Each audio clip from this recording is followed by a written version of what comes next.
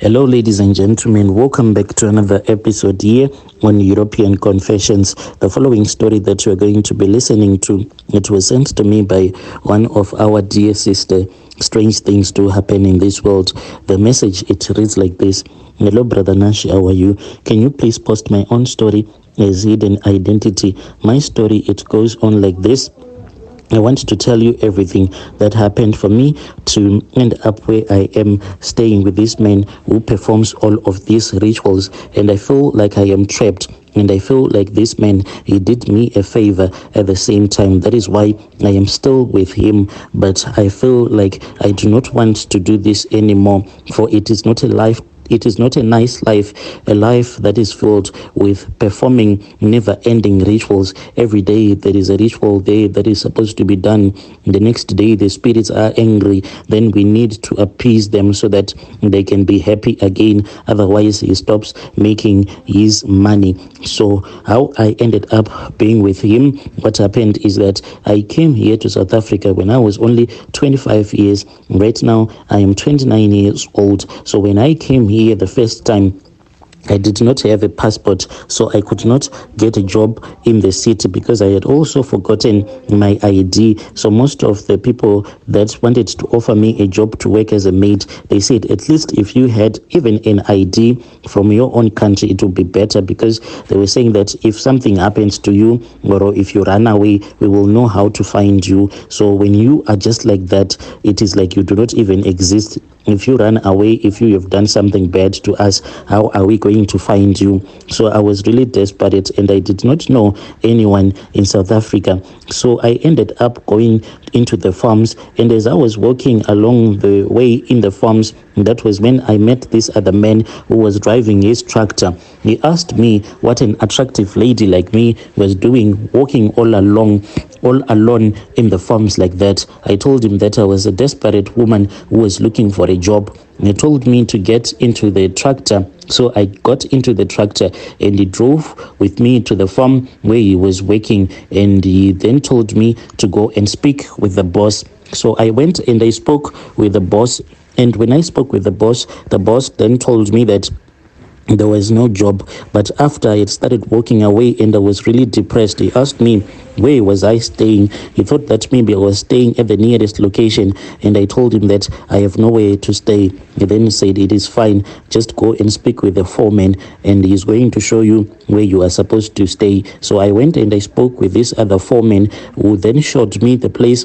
where I was supposed to work. The type of a job that I was doing, it was really not nice. You know, on a farm, like in the shed, when you are busy sorting out the potatoes, they come from the fields when they are dirty. So they go through this process whereby they are being washed. So underneath that other big, like metallic dish where these potatoes will be washed, that is where I used to work all day long. You could not even straighten up your back because you have to remove the mud that will be falling down. So this mud, if it piles up, then it will stop the machine from being able to rotate these potatoes. That is where I was working.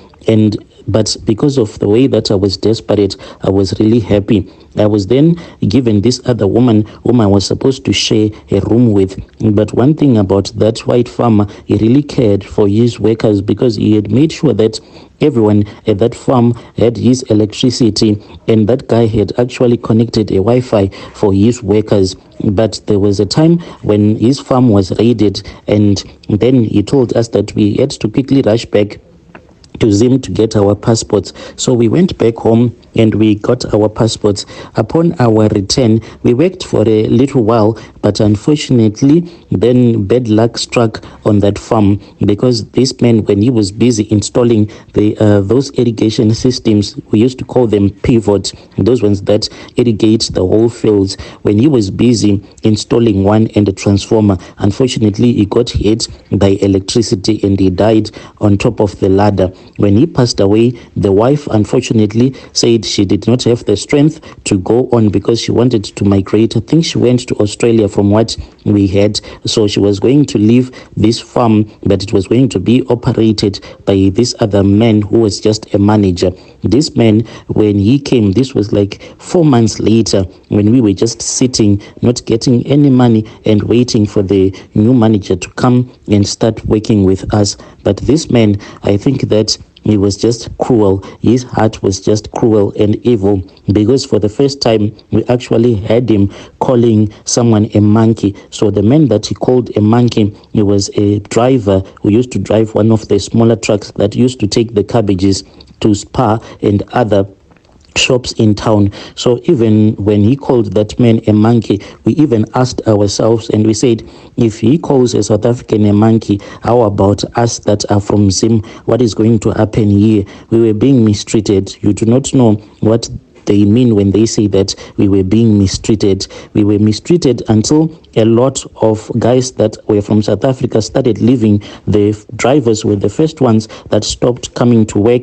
Then the tractor drivers, including the women, all that were South African, they just left and they started working at nearby farms. When these men saw that it was only guys that were from Zim that were now working, at least those guys that were from South Africa, when they were still working for us, if this man would beat up someone, then they would go and report it to the EFF. Then they would come and then that man will apologize or pay up a fine to the person that he would have beaten up. When we were left all alone, guys that were from Zim, that is when we started to see hell on earth. He would even beat up someone, There are those other things that they use when they are transporting cattle. It's like electric baton stick. They use it when the cattle go to the one side of the truck. So they use it to shock the cattle so that they won't tip over the truck.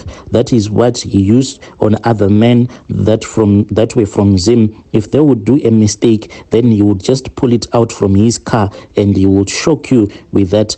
And there was nothing that you could even do. The day that I saw that this was like hell on earth, we were at this other field. It was an onion field, so it was harvesting time. So after the onions would have dried, then we were supposed to cut off, those green parts of the onion. So I was actually sitting down and I was busy cutting. So this man, he was walking as he was inspecting if we were properly cutting the onion or not.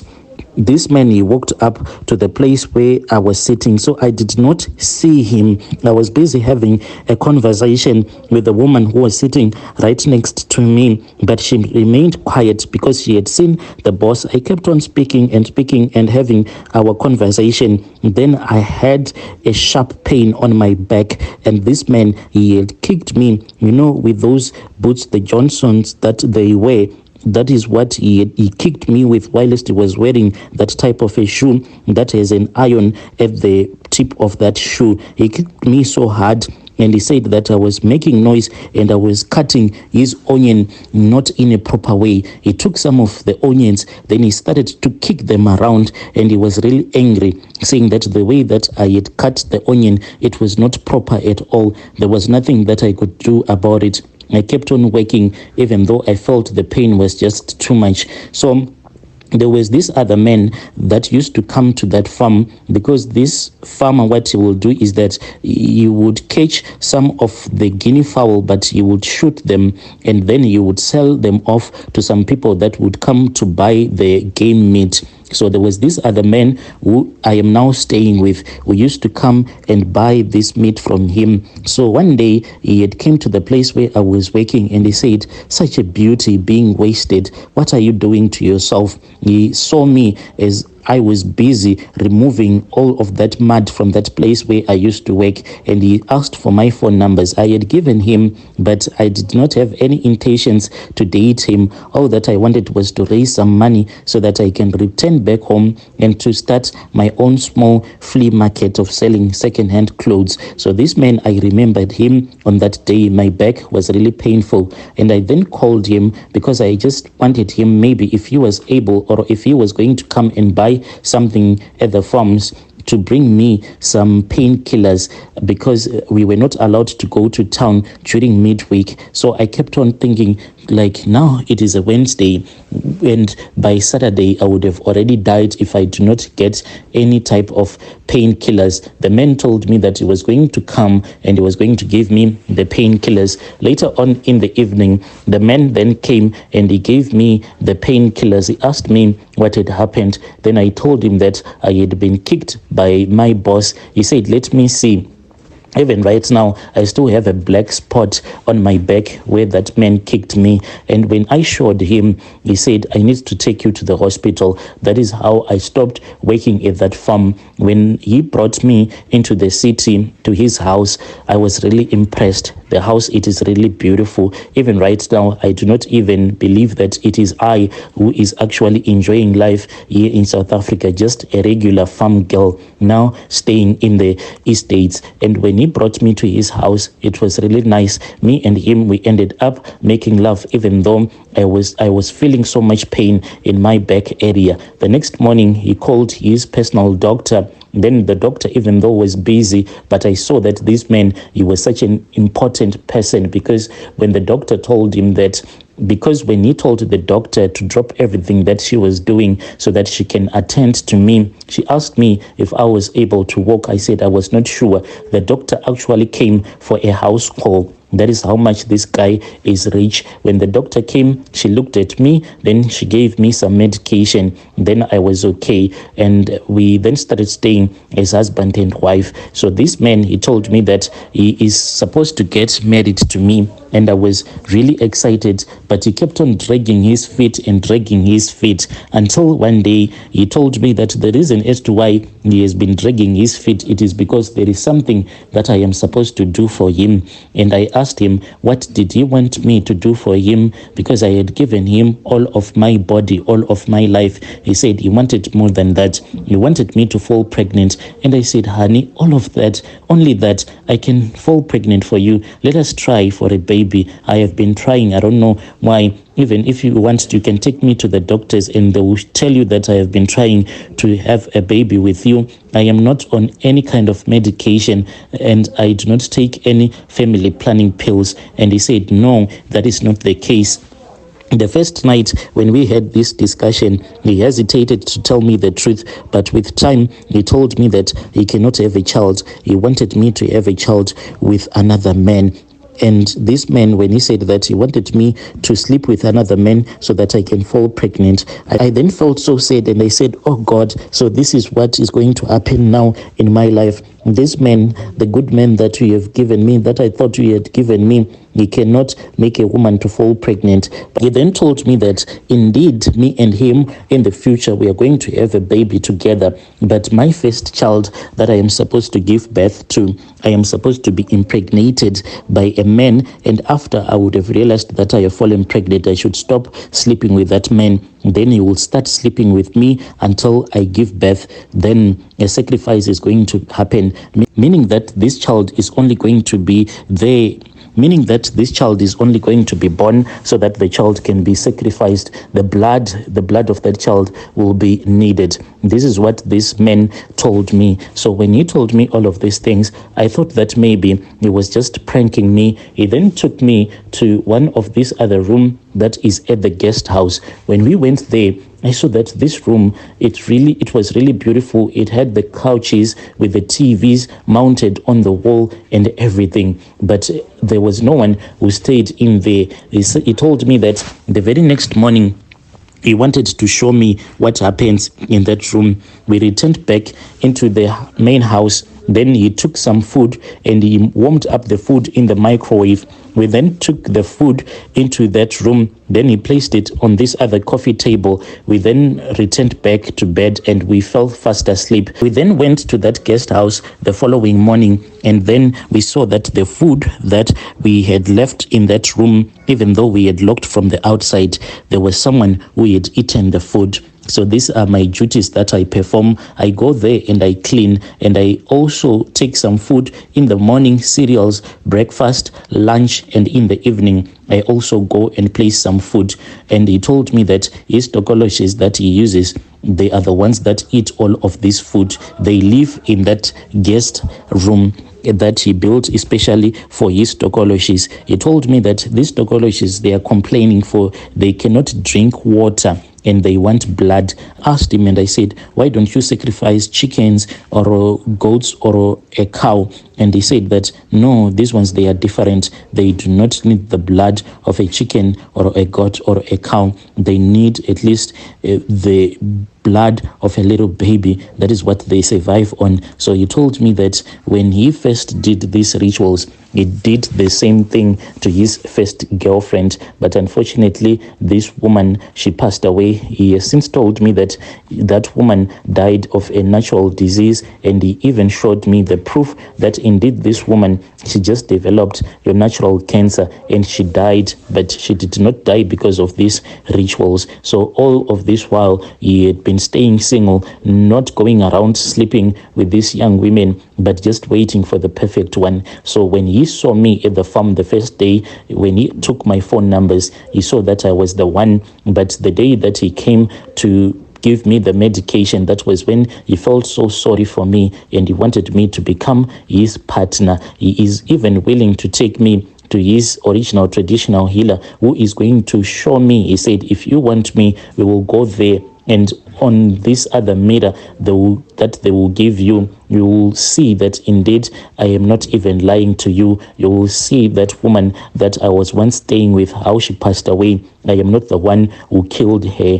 So this is what this man has since told me. So I have been doing these things, these never-ending rituals, and he has been begging me to fall pregnant for another man, but I have been refusing, for I am scared to do such a thing, to fall pregnant, to carry a child for 9 months in my womb, a child that I know that he is not going to grow, a child that will only be born so that the child can be sacrificed. This is my own story, Brother Nashi. Dear listeners, right there was a message that was sent to me by our dear sister right there. Strange things do happen in this world.